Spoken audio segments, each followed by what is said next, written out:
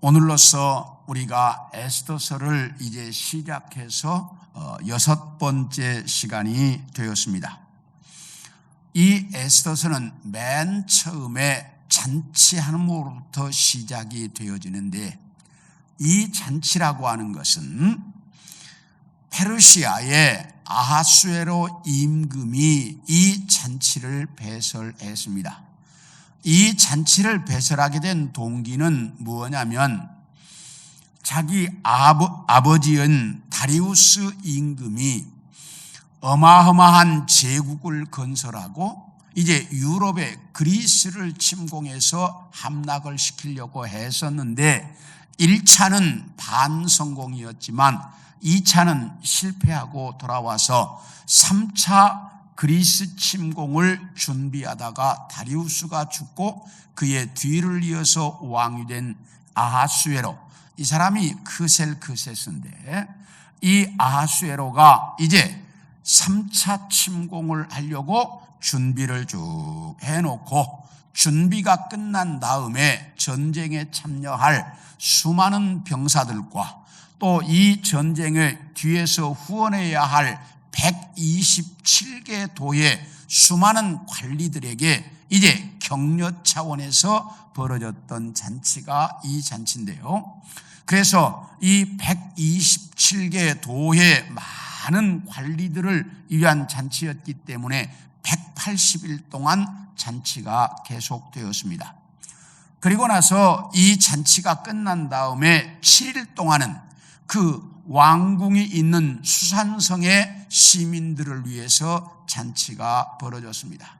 그런데 우리가 꼭 잊지 말아야 할 것은, 이 잔치가 언제냐, 연도를 여러분들이 정확하게 다 알 수는 없습니다. BC 853년 이렇게 알려져 있는데, 우리가 알아야 될 것은 이스라엘 백성들이 바벨론 포로에서 1차 돌아간 지 60여 년이 지났습니다.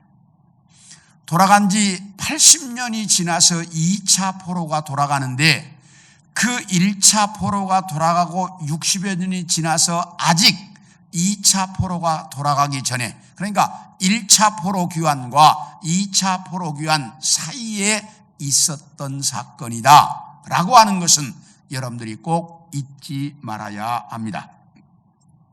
이렇게 해서 이제 이 잔치가 180일 동안 진행이 되고, 또 이어서 7일 동안 진행해서 정확히 187일 동안 진행이 되고, 마지막 날 왕후에게 나와서 인사하라고 했는데 왕후가 이걸 거절합니다. 그러므로 해서 왕후 와스디가 폐위가 되었고, 그리고 나서 이제 왕후를 간택하기 위해서 127개 도에서 가장 예쁘고 아름답고 그리고 정말 왕비로서 적합하다고 판단되는 수많은 처녀들을 이제 수산궁으로 보냈고, 거기서 다 검열을 거쳐서 이제 정말 왕비가 될 만한 사람들을 고르고, 그래서 그들을 1년 동안 준비를 잘 시키고, 그래서 준비된 사람들이 왕 앞에 나아갔을 때 왕이 그들을 보고 그들 중에 한 사람을 왕으로 선택하도록 되어져 있었습니다. 그런데 이때 그 후보 중에 에스더가 포함이 되어져 있었습니다. 그런데 이 왕이 에스더를 보는 순간 그에게 딱 반했고, 그래서 에스더가 왕후가 되었다, 이렇게 말합니다. 그래서 와스디가 폐위된 이후에 에스더가 페르시아 황제의 왕후가 됩니다. 그런데 에스더가 왕후가 되었지만 모르드게는 그의 사촌 오빠이지만 실제로 자기 딸처럼 길렀어요. 왜냐하면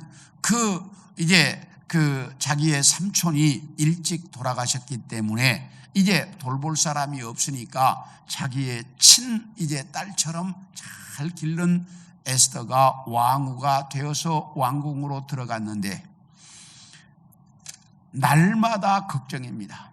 그 당시에 왕후는 잘못하면 큰 문제가 생기기 때문에 그래서 늘 걱정이어서 왕궁을 오고 가는 왕궁 이제 출입구에서 늘 이제 왔다 갔다 하고 있는데, 그때 넷이 두 사람이 공모를 해서 아수에로 임금을 죽이려고 하는 암살 음모를 꾸미고 있다는 것을 알게 되고, 이것을 에스더에게 이야기해서 에스더가 왕에게 말함으로 그 증거가 잡혀서 이제 그 암살 음모를 미리 사전에 막을 수가 있었습니다. 이렇게 이제 에스더가 왕후가 되고 모르드게가 있는데, 그때 하만이라고 하는 사람이 이제 이 전국의 총리가 되자 왕이 명령하기를 이 나라의 모든 백성들은 이 하만 총리가 지나가면 모두가 다 절을 해라. 그런데 다 절을 하는데 유독 모르드게만 절을 하지 않습니다. 그래서 사람들이 왜 안 하느냐, 왕의 명령이다 해라. 그런데도 안 합니다. 왜 안 하냐? 그러니까 나는 유대인이기 때문에 할 수가 없다라고 이야기합니다.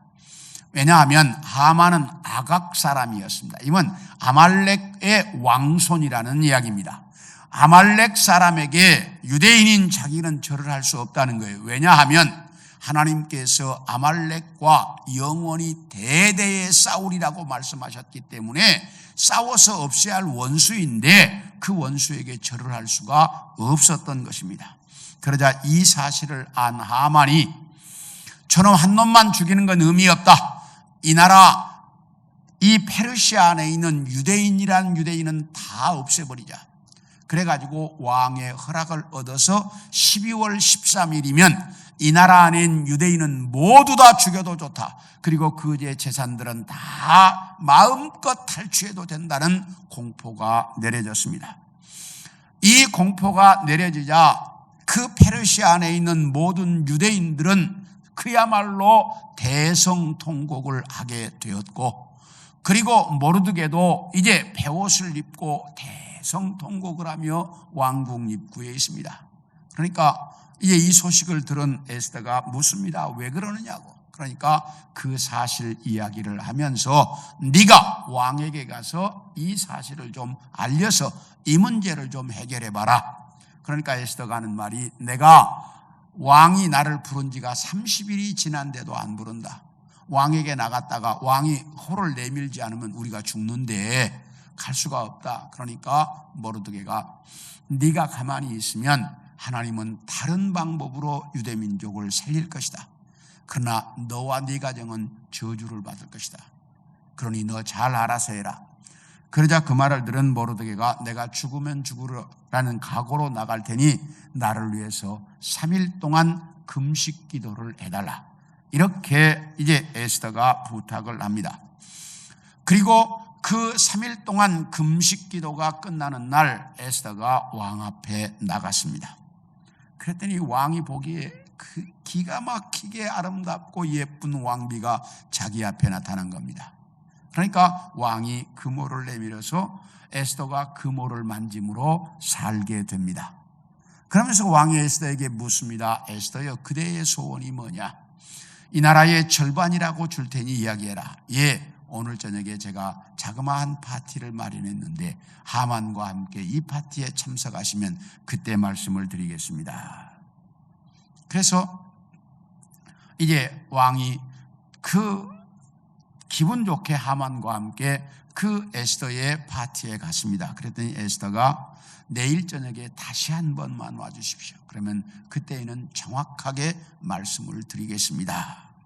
그래서 이제 그렇게 하겠다고 하고 왕은 돌아가고 하만도 그 나라의 왕과 자기만 왕후의 초청을 받았으니 너무 기분이 좋아서 돌아가는데 왕궁 입구에 모르드게가 딱 앉아서 끔찍도 하지 않습니다. 절도 안 할 뿐만 아니라 일어서지도 않아요. 너무너무 화가 났지만 참고 집으로 돌아와 가지고 이야기합니다. 내가 정말 왕후의 이 잔치에 나만 초청을 받아서 뭐 좋았는데 그런데 모르드게 저놈이 저렇게 있어서 내가 너무너무 기분이 나쁘다고. 그러니까 그 친구들과 부인 이야기가 높은 장대를 매달아 놓고 내일 왕에게 가서 허락을 얻어서 그 모르드게의 목을 잘라 거기에 걸어버리십시오. 그리고 내일 저녁에 기분 좋게 왕과 함께 왕후의 잔치에 참여하십시오. 그러니까 그 말을 듣고 그렇게 하자, 이렇게 했다고 하는 것까지가 지난 5장까지의 내용입니다. 이제 오늘 6장은 두 가지 내용이에요. 1절부터 11절까지 역대 일기에 대한 내용이고 12절부터 14절까지 하만의 고민에 대한 내용이 두 가지의 내용으로 되어져 있습니다.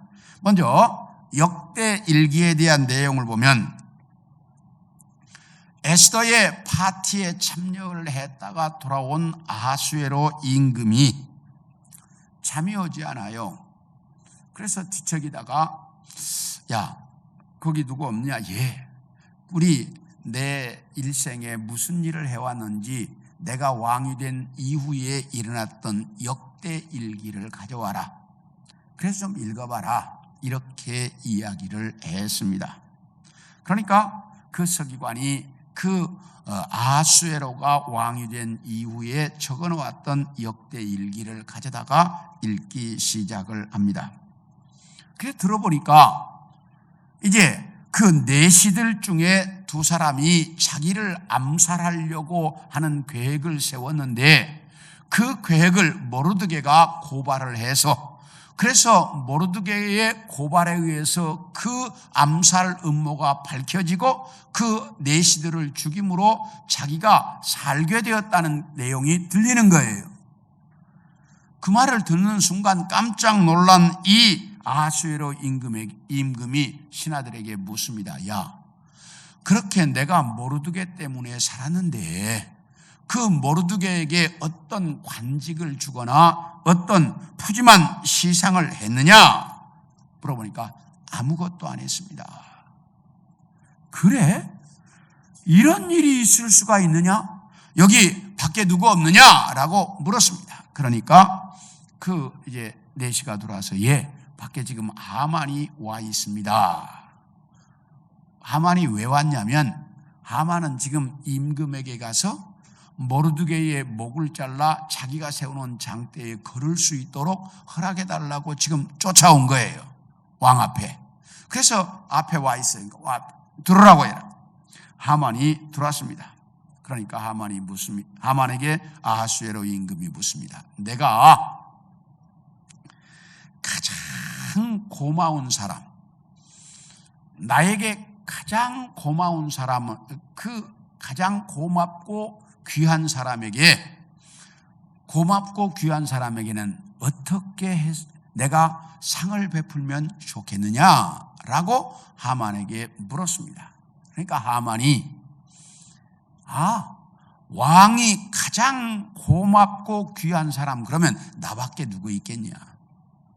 그 사람이 자기일 거라고 뭐 했습니까? 착각을 했습니다. 그래서 오늘 설교 제목이 하만의 착각이에요.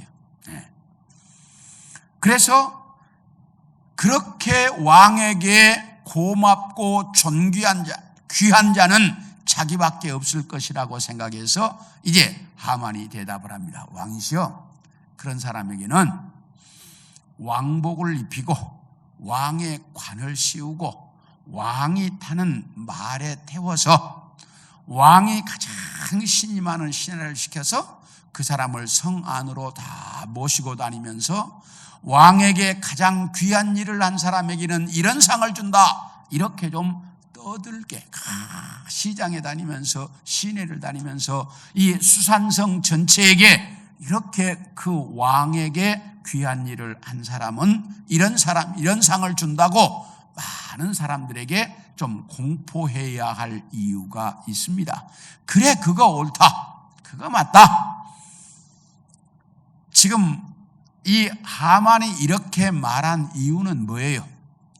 하만의 지위가 지금 총리예요. 자기 위에는 누구밖에 없어요? 왕밖에 없죠. 자기 위에는 왕밖에 없잖아요, 지금. 그러니까 하만은 은근히 그게 자기라고 생각하고 자기가 뭐처럼 돼보고 싶은 거예요? 왕처럼 돼보고 싶은 거예요. 그래서 자기라고 생각하고 왕복을 입고 왕관을 쓰고 왕이 타는 말을 타고 다녀보고 싶은 거예요, 지금. 그러니까 자기 속에 있는 것을 은근히 드러낸 거야. 이게 이제 하만이에요. 그러니까 그 말을 들은 왕이 그거 맞다, 그 말 옳다. 하만아, 너 지금 가면 저 성 입구에 모르드게라고 하는 사람이 있을 것이다. 그 사람에게 네가 말한 대로 다 해라. 그래서 왕복을 입히고 왕관을 씌우고 말에 태우고 네가 그 말고삐를 끌고 그리고 이 수산성을 다 다니면서 왕에게 귀하고 정말 이렇게 고마운 일을 한 사람들에게는 이렇게 대접을 한다. 왕이 이렇게 선포를 해라. 이렇게 말합니다. 이 말을 들은 하만은 그야말로 청천벽력이었습니다. 그게 자기인 줄 알았는데 자기가 아니라 누구예요? 자기가 지금 죽여서 그 머리를 장대 위에 걸게 해달라고 자기가 지금 허락받으러 온 그 장본인이잖아. 그러니까 하만이 너무너무 놀랬지만 누가 한 말이냐면 자기가 한 말이잖아. 그러니 안 시킬 수도 없고 왕이 명령인데 명령을 거역할 수도 없고, 그래서 하만이 왕복과 왕관과 왕의 말을 끌고 모르드게에게 갔습니다. 그리고 모르드게에게 왕복을 입히고 왕관을 씌우고 왕이 타는 말에 딱 태워서 그 말고삐를 끌고 수산성을 다니면서 왕에게 가장 고마운 일, 왕에게 존귀한 일을 한 사람들에게는 왕이 이런 상을 베풉니다 라고 말하면서 수산성을 쭉 돌았습니다. 수산성을 돌고 와서 이제 그 모르드게는 다시 이제 그 대궐문에 딱 내려주고 자기가 집으로 돌아왔는데 이게 그야말로 너무너무 고통스러운 거예요. 자기는 그 모르드게를 죽여서 그의 목을 잘라 그 자기가 세우는 장대에 모르드게의 목을 걸고 싶었는데, 그런데 그 모르드게가 탄 말을 자기 손으로 끌고 다니면서 자기가 이렇게 떠들었으니 지금 자기 입장이 어떻게 된 거예요? 이게 너무너무 고통스럽고 너무너무 힘이 들어서 여기 성경이 뭐라고 해요? 번뇌하여 머리를 싸고 급히 집으로 돌아갔다. 너무너무 고통스러워가지고 머리를 싸매고 집으로 돌아갔어요. 이렇게 하만이 집으로 돌아가서 자기 아내와 그리고 자기 신하들 모두를 다 불러놓고 오늘 있었던 일들을 쭉 이야기했습니다. 내가 모르드게의 머리를 잘라 장대에 이제 달 수 있게 허락해달라고 왕궁으로 갔는데 왕이 나를 부르더니 모르드게에게 왕복을 입히고 왕관을 씌우고 그 왕의 말에 태우고 다니면서 왕에게 가장 고맙고 귀한 일을 한 사람에게는 이런 상을 베푼다고 떠들라고 해서 내가 그 모르드게를 태우고 모르드게가 탄 말고삐를 끌고 수산성을 도내 하루 종일 돌아다니다가 이제 왔다. 이게 도대체 어떻게 된 일이냐? 이러면서 이제 하만이 자기의 신하들과 자기 부인과 이야기를 하는데 자기 부인과 지혜 있는 몇 사람이 이야기하기를 모르드게가 유대인이라고 했습니까? 그렇다. 유대인이다. 그렇다면 당신이 이제 그 모르드게와의 싸움에서 밀리기 시작했습니다.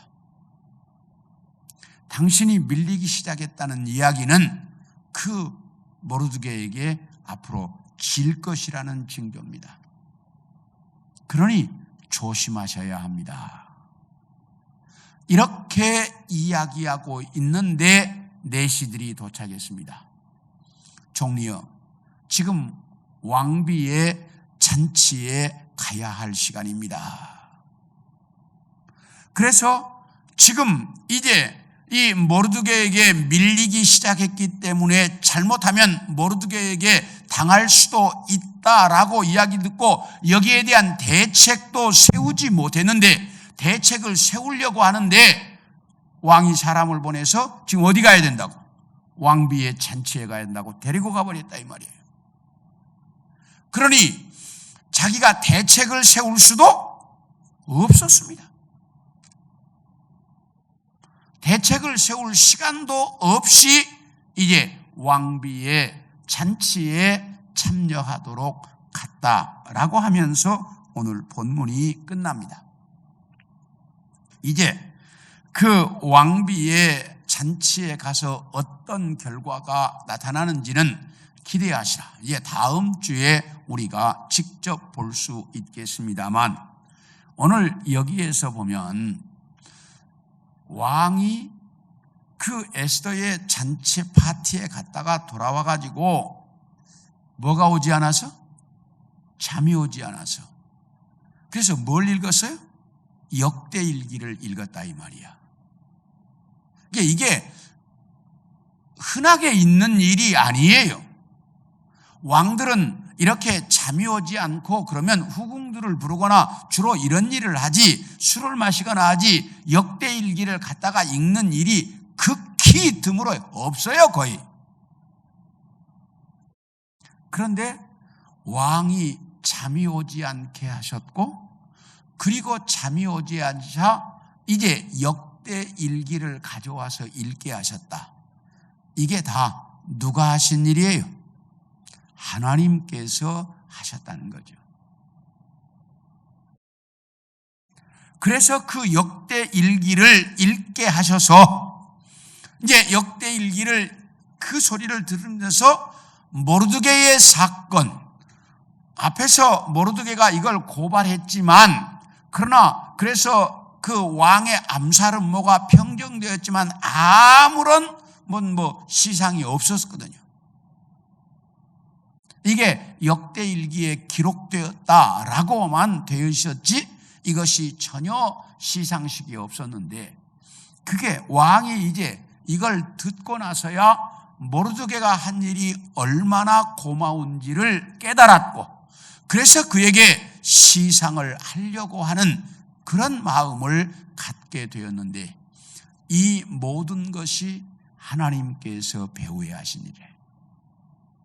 그래서 그렇게 모르드게의 머리를 잘라 장대에 걸게 해달라고 허락받으러 온 하만과 이렇게 왕이 사람을 찾는 타임도 정확하게 맞도록 이 모든 것들을 다 이렇게 꿰맞춰 가시는 분이 누구예요? 하나님이라고 하는 사실이에요.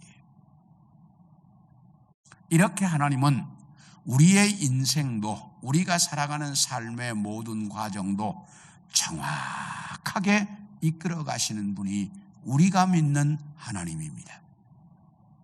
우리는 이 하나님을 확실하게 믿고 그 하나님에 대한 믿음을 가지고 인생을 살아갈 수 있기를 원합니다. 내 인생에도 정말 톱니바퀴처럼 정확하게 맞추어서 내 인생을 이끌어 가시는 하나님. 내가 보고 내가 느낄 때 늦은 것 같고 이게 아닌 것 같고 왜 이제일까라고 그 우리 마음속에 원망이 아쉬움이 안타까움이 있을 수 있지만 하나님은 우리 인생에 가장 아름다운 결과가 오도록 정확하게 이끌어 가시는 분이라고 하는 사실입니다. 이걸 우리가 분명하게 믿고 이 땅에서 살아갈 수 있어야 합니다. 그래야 우리는 올바른 신앙인으로 살아갈 수가 있습니다. 그런데 우리는 그 하나님이 움직이시는 시간을 잘 모르기 때문에 내 판단과 내가 생각하는 시간에 맞지 않을 때 하나님을 원망하고 하나님께 대해서 불평과 불만이 있습니다. 왜 이때에도 하나님은 가만히 계십니까? 여러분들에게 제가 언젠가도 한번 소개한 적이 있는데, 일본 작가 엔도 슈샥이라고 하는 사람이 쓴 침묵이라고 하는 소설이 있습니다. 아마 저에게 그 제자 훈련을 받은 분들은 제가 거의 다 읽혔기 때문에 아마 읽으신 분들도 꽤 있을 텐데, 이 침묵이라고 하는 소설의 마지막 부분에 그렇습니다. 일본에 가서 복음을 전하던 이제 신부가 끌려가서 매달렸습니다. 그런데 옆방에서 비명소리가 들립니다. 그때 와서 그 고문하는 사람이 신부에게 말합니다. 저 비명소리가 누구의 비명소리인지 아느냐? 네가 전도해서 예수 믿게 만든 사람들이다. 만약에 네가 하나님을 안 믿겠다고 부인하면 저 사람들을 다 살려주겠다. 너 어떻게 할래? 라고 묻습니다. 그때 그 신부가 하나님께 기도하기를, 하나님, 이런 때에도 왜 침묵하십니까? 그래서 그 소설의 제목이 침묵이에요.